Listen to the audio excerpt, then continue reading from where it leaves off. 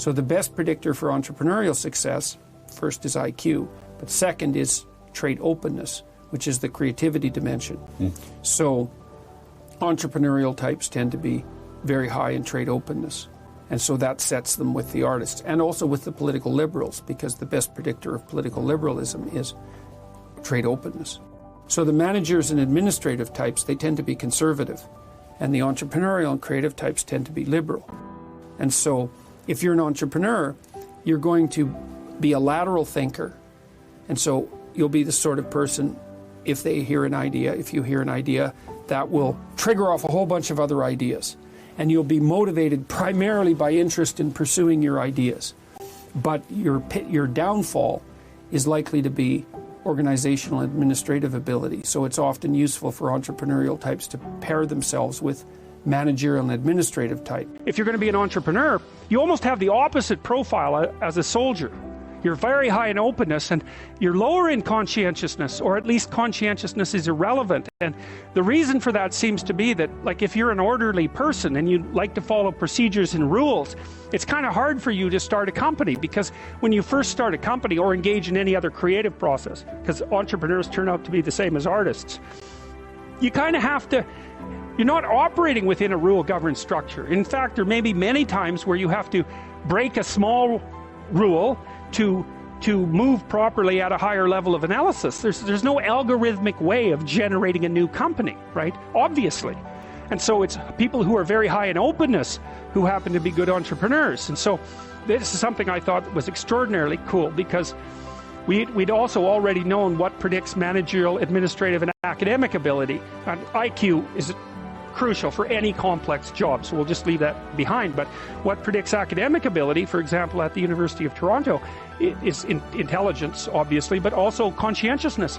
The correlation between creativity and grades at the U of T is zero. Zero. Turns out to be conscientiousness that's the excellent predictor of graduate student performance. That's the best predictor for law. It's the best predictor for managerial positions. It's the best predictor for administrative positions. Anything that has a structure of rules that needs to be applied, conscientiousness is a great predictor.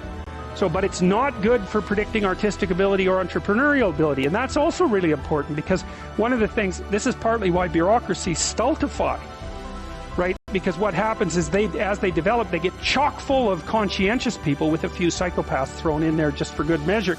They get chock full of conscientious people busily zooming efficiently down a single track, and then all of a sudden the landscape shifts and they're going very, very efficiently in exactly the wrong direction, and then the whole bloody thing falls apart. So you need to have some creative wingnuts in your organization to come up with completely absurd ideas that might just on the off chance be true. And so creativity is strange in that manner too, because it's a high risk, high return game. You're a lot safer in your life to find a functioning entity and to operate as a cog within it, as long as the entity keeps functioning. Because if you're creative and you go off on tangents all the time, there's some probability that one of those tangents is going to be exactly what is needed at the time, and you're going to become hyper successful as a consequence. But there's much more probability that even though some of your ideas might be highly valuable, the probability that this is the right time and place for them is extraordinarily low. So to produce a successful creative product, for example, in the marketplace, you need a ridiculous combination of creativity so that you keep generating ideas, and then a network around you of people who have skills that you don't, and then the production of a product, let's say, whatever that happens to be, that's actually in demand by the marketplace at exactly that moment, and that someone else hasn't already done better. So the sensible thing to tell anybody who wants to be creative is, that's stupid. You shouldn't do it. It's your probability of success is so low that it's better just to do something sensible. But the problem with that is that creative people can't do that because they're creative. And if they shut down their creativity, it's like an extrovert who's gone to live in an isolated cell. A creative person who isn't being creative, they just wither and die. So they're stuck with it. But it is a high risk, high return strategy. I think I mentioned this to you before. If you write a book, which is virtually impossible, and then get a publisher, which is virtually impossible, you probably have a rejection rate of 99%. So then if you do if you do manage to publish the book with a reasonable publisher, which you won't because it's impossible, then you get 8% royalties. That's it. So 92% of your labor goes to the sales, marketing, and distribution end of things. And so it's very, very difficult to generate capital as an entrepreneur. And there's innumerable impediments. One of the things that people do, and this is something for those of you who might be entrepreneurially minded, here's another thing that you have to understand, is that you can't really create a product and then launch it. Because first of all, you don't know how to do that. You might know how to create the product, but you do not know how to market or sell it. You don't know how to advertise it. You don't know how to communicate about it. You don't know how to ship it. Like, there's all sorts of things you just don't know. But worse is you don't know if people will use it. And so what companies do that roll out new products on a relatively continual basis do is they don't develop the product and then go sell it. They continually communicate with their customers about what product the customer is willing to buy next, and then they develop that.